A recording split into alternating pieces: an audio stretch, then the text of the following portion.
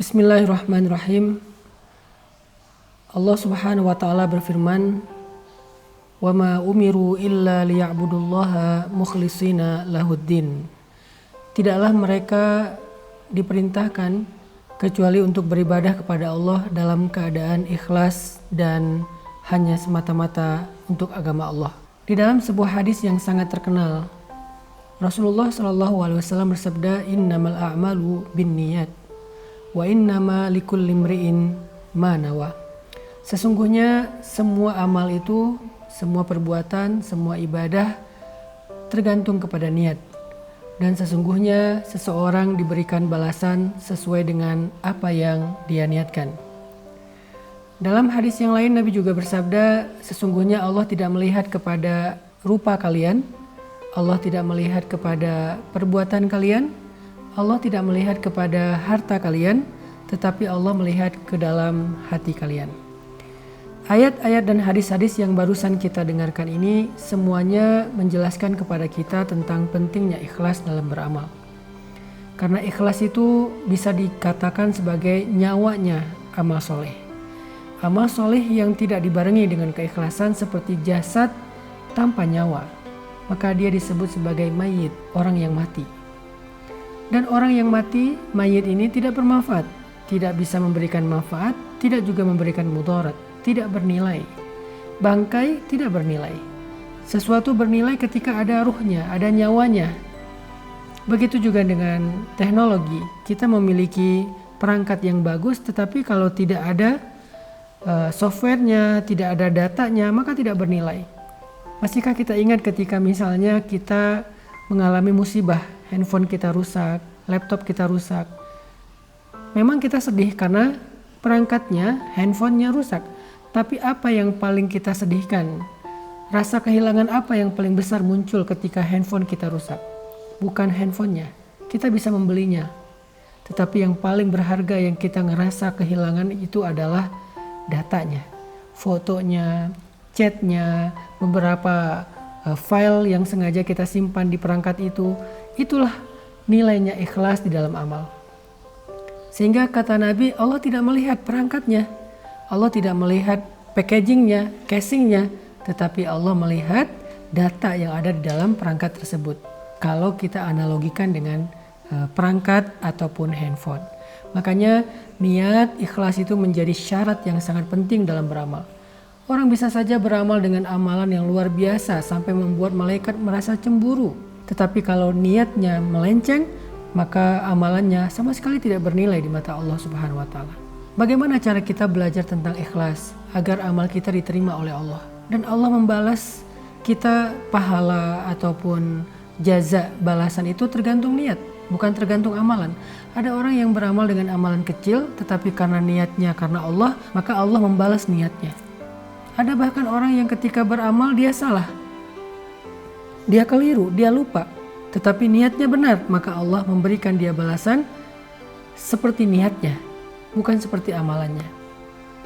Bagaimana cara kita belajar ikhlas, teman-teman? Salah satu di antara cara belajar ikhlas itu adalah belajar memperbanyak amal rahasia.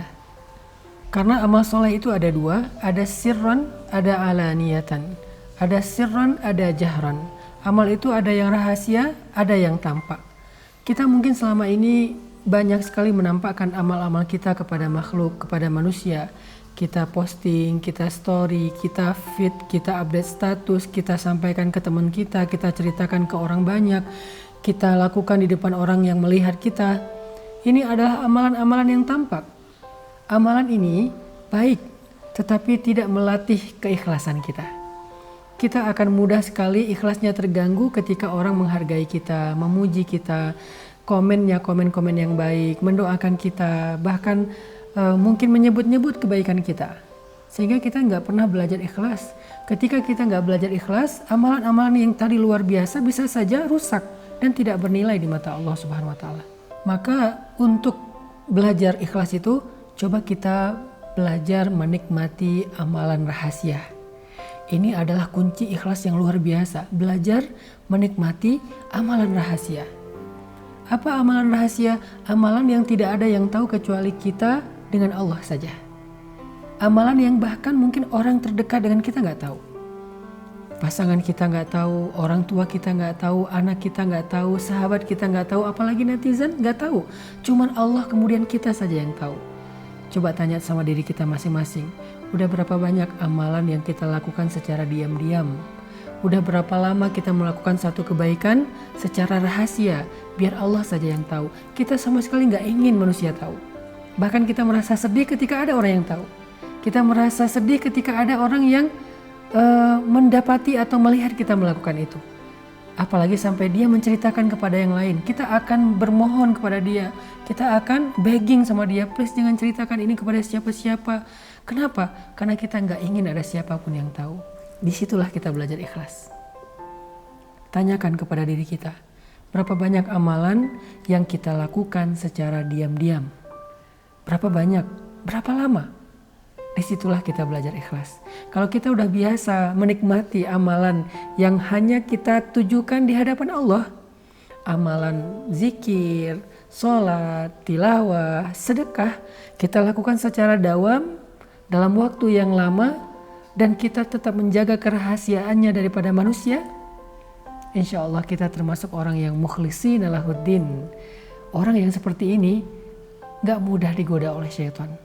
Makanya syaitan mengatakan illa ibadakal mukhlasin, kecuali hambamu yang ikhlas. Itu sulit sekali itu digoda oleh syaitan. Dia susah digoda untuk ria, sombong, besar kepala, bangga diri, sum'ah. Gak bisa. Kenapa? Karena amalannya rahasia antara dia dengan Allah saja. Ada beberapa kalimat dari ulama yang luar biasa tentang bab ikhlas yang saya pernah mencatat. Di antaranya kata Imam Ibnul Qayyim Al-Jauziyah, ulama ul-wa'az, ulama yang sering memberi nasihat-nasihat yang luar biasa. Kata Imam Ibnul Qayyim Al-Jauziyah, orang yang beramal tetapi tidak ikhlas itu ibarat seorang musafir yang mengisi bawaannya dengan pasir dan batu, dan bawaan itu tidak bermanfaat bagi dia, hanya memberatkan punggungnya. Itulah orang yang beramal tetapi tidak ikhlas. Rugi ya. Kita beramal capek-capek tetapi tidak bernilai di mata Allah Subhanahu wa taala. Ada juga cerita tentang zamannya Khalifah Harun ar-Rasyid, seorang khalifah Islam, raja Islam di masa Abbasiyah. Disebutkan bahwa di antara prajurit-prajurit Harun ar-Rasyid, para mujahid, para tentara, para pembela negara, di antara prajurit-prajurit Harun ar-Rasyid itu ada prajurit yang kalau di kita disebut Kopassus, pasukan khusus yang berjumlah 20.000 orang. Kenapa mereka disebut Kopassus, pasukan khusus?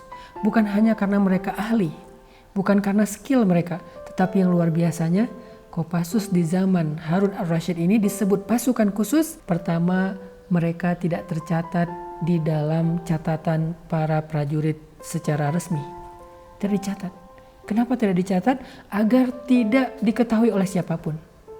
Yang kedua, mereka tidak pernah mengambil gaji mereka, hak mereka, karena mereka sudah mengikhlaskan semua perjuangan mereka untuk diketahui oleh Allah saja dan mendapatkan jaza balasan hanya dari Allah saja. Itulah Kopassus di zaman Harun ar-Rasyid. Mereka tidak dicatat, tidak terdaftar, yang tahu hanya Harun ar-Rasyid, dan mereka beramal tidak ingin diketahui oleh siapapun, oleh rakyat Irak, oleh rakyat kaum muslimin. Dan mereka tidak pernah mengambil gajinya. Luar biasa ya. Yang terakhir, ada 3 ciri orang yang ikhlas. Ciri yang pertama, orang yang ikhlas itu khauf minasyuhrah wal ihtimam ad-daim lin nafsi bitafrid.